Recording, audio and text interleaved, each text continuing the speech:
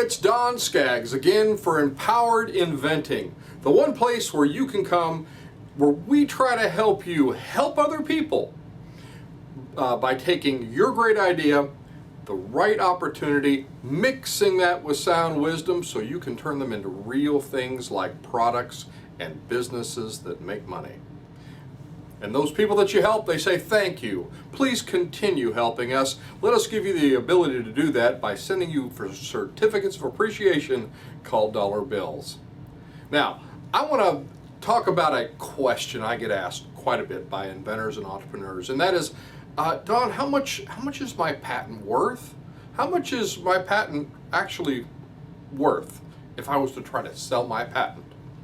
Or a lot of people just have this automatic idea that their patent, because they built up their idea as so important and so valuable in their mind, that they think all I have to do is get this patent. And they think all the money that they spend on their patent makes their patent worth something. And you know, many times these inventors, they think if they spend most of their time and energy rushing in and getting that patent, spending that $10,000 or however much it's going to cost them. And by the way, you don't have to spend $10,000 to get a patent. You can spend $20,000, you can spend $50,000 to get a patent if you do it stupid enough. But guess what? A lot of times, especially for independent inventors and entrepreneurs, I end up having the sad job of having to tell them what I'm about to tell you now.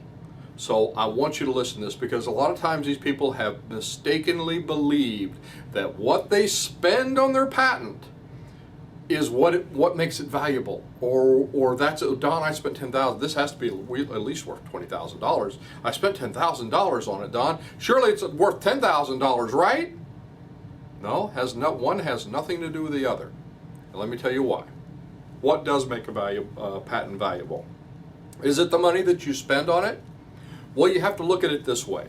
Look at it through the lens of the eye of the buyer. The buyer is going to see it for what matters to him, not to you, but to him. So if he's the buyer is sitting there thinking, well, if I license this or if I buy this for this, is it going to pay me this?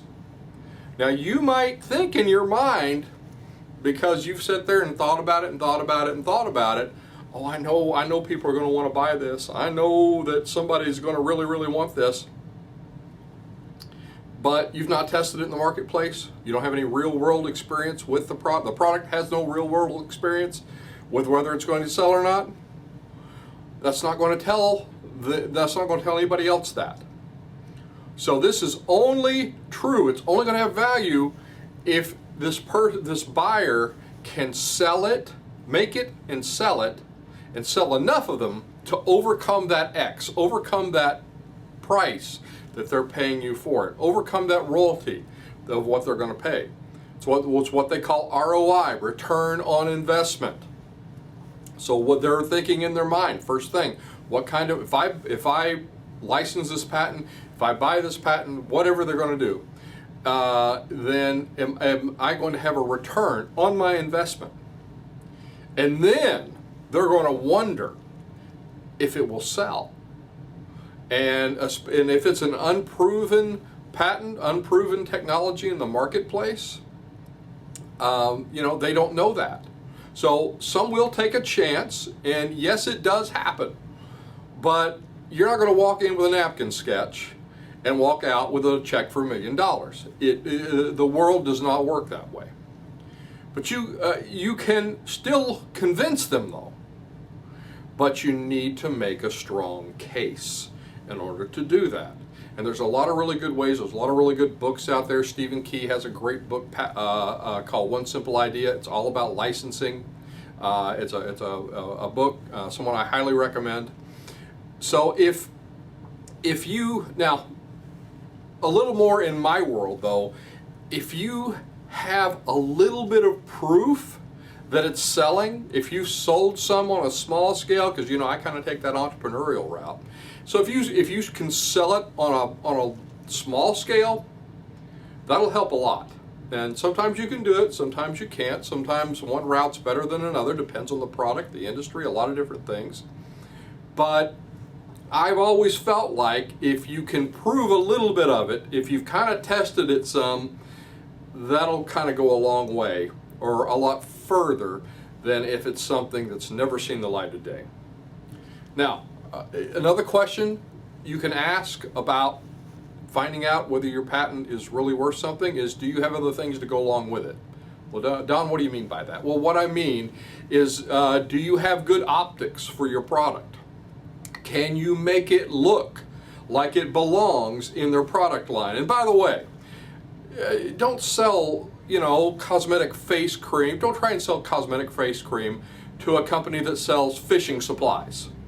Now that's an absurd comparison, but I'm trying to make a point here, and that point is, know who your audience is. If they're not used to selling this kind of thing, you might just be barking up the wrong tree. So find places that look like they're good fits for your product when you're going and talking to these people. So is it good? So is it a good fit with their other products? It's very, very important. Another thing is, will it look like it's going to sell? If you've got if you're taking a Frankentype and just kind of just putting some makeup on it, and you're trying to sell it as a demo type, usually that doesn't work out too well. And we always talk about, you can check out the other videos or one of our online classes, we talk about prototyping and the difference between a Frankentype and a demo type, and who you're proving those to, and why they're important to have two different ones, and why they are each independently important of the other. So if you know what I'm talking about, you know what I mean by a demo type. That's the one that you're proving to other people. Frankentype's the one that you prove to yourself that it works. It's ugly, it's cheap, but you're proving it to yourself. Then you make it really pretty, you make it look like a manufactured product, and you make a nice demonstration of it, and that's the thing you use to sell. So again, it goes back to optics. You've got to have your optics right. So will it look like it's going to sell? So let me wrap it up with this. I've had patents, I've had trademarks, I've had all kinds of different versions of IP that added value to my company when I sold it. So I had a company that sold, and the reason those patents added value to our portfolio, to what we sold as a business, well, they added value only because they were connected to products that were successfully selling in the marketplace. And if you can do that first, which again, I kind of like that entrepreneurial route, you understand who you're selling it to because you're selling it to other entrepreneurs, other business people, and they know that you know how to sell something, and they know that you've successfully sold this and you've proven it, and that's what increases its value. That's what makes it go up. So I hope this is helpful for you. I'm Don Skaggs. This is Empowered Inventing TV. Be sure and like, subscribe. If you're looking for more information about patenting and other topics related to turning an idea into a successful product or business, check out our online classes at empoweredinventing.com. And I will look to see you at the next meeting, workshop, maybe one of our online classes, or on the next video.